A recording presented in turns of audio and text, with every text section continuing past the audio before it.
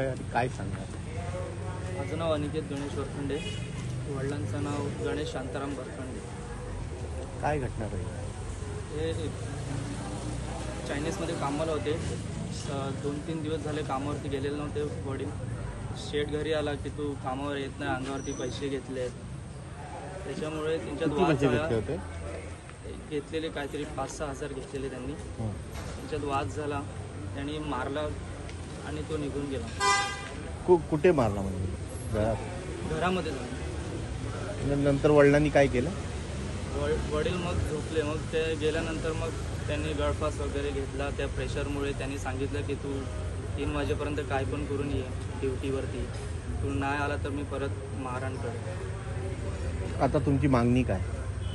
तर सध्या तर आम्हाला न्याय मिळाला पाहिजे, त्यांना अटक व्हावी.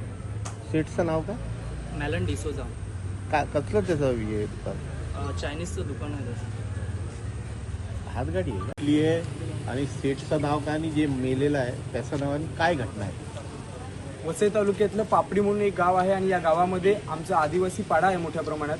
आणि त्या पाड्यामध्ये गणेश वरखंडे नावाचं एक कुटुंब राहते. गेल्या 2-3 वर्षापूर्वी मॅलन डिसोजा नावाचं एक शेठ आहे, त्यांचं चायनीजचं दुकान आहे. त्या चायनीजच्या दुकानावर गणेश वरखंडे हे कामाला होते. त्यांनी 4 का 5 हजार रुपये त्या शेठकडनं ॲडव्हान्स बयाना घेतला होता आणि ते परतफेडीसाठी शेठ त्यांना सतत कामावर बोलवायचे. मात्र तब्येत बरी नसल्यामुळे आज ते कामाला गेले नव्हते गेल्या 2-3 दिवसापासून. आज दुपारी 1च्या दरम्यान शेठ त्यांच्या राहत्या घरी आले आणि घरामध्ये येऊन झोपलेले असताना त्यांच्या तोंडावर पाणी मारला आणि त्यांना मारहाण केली की तुम्ही कामाला आले पाहिजेत, नाही आले जर दुपारून कामाला आलाच नाही तर पुन्हा संध्याकाळी येऊन तुला मी मारहाण करीन.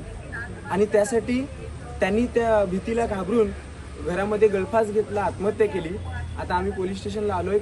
आमची मागणी आहे की ॲट्रॉसिटी ॲक्ट, वेठबिगार आणि आत्महत्येस प्रवृत्त करण्यासंदर्भात पोलिसांनी योग्य ती कायदेशीर कलमं लावून त्यांच्यावर ताबडतोब कारवाई केली पाहिजे. पोलिसांनी काय म्हटलं? पोलिसांना आम्हाला आश्वासन दिलेलं आहे. आमच्या लोकांनी फिर्याद द्यायला बसल्यात आतमध्ये. पोलिसांचा चांगला प्रतिसाद आहे, ते तक्रार दाखल करून घेण्यास तयार आहे. पश्चिम वसईतील कोळंबवाडी परिसरात एका आदिवासी कामगाराने आत्महत्या केल्याची धक्कादायक घटना समोर आली आहे. गणेश शांताराम वरखंडे यांनी गळफास घेऊन आपले जीवन संपवले. या प्रकरणी त्याचे मालक मेलन डिसोजा याच्यावर वेठबिगार प्रथा, ॲट्रॉसिटी ॲक्ट आणि आत्महत्येस प्रवृत्त केल्याचे गंभीर आरोप ठेवून वसई पोलिसांनी गुन्हा दाखल केला आहे. मिळालेल्या माहितीनुसार गणेश वरखंडे हे मागील 3 ते 4 वर्षांपासून आरोपीच्या चायनीज खाद्यपदार्थाच्या दुकानात काम करत होते. कामाच्या बदल्यात त्यांनी सुमारे 4,000 रुपये आगाऊ घेतले होते.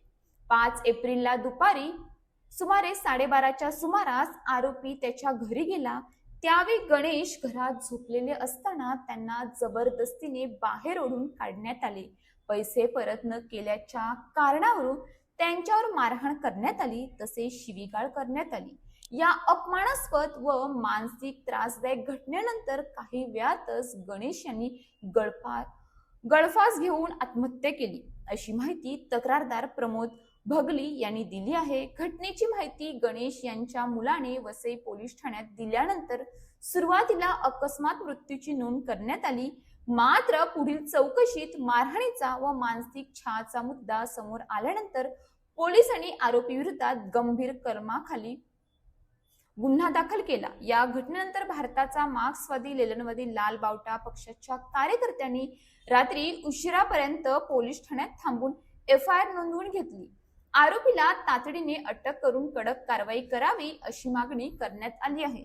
स्थानिक आदिवासी समाजात या घटनेमुळे संतापाची लाट पसरली असून कामगारांवरील अत्याचार आणि शोषणाच्या घटनांवर कठोर कारवाई करण्याची मागणी जोर धरत आहे. कामगारांवरील अन्याय, मारहाण आणि वेठबिगार प्रथा ही गंभीर गुन्हे असून त्याविरोधात तातडीने आणि कठोर कारवाई होणे अत्यावश्यक आहे. प्रत्येक कामगाराला सन्मानाने आणि सुरक्षिततेने जगण्याचा अधिकार आहे.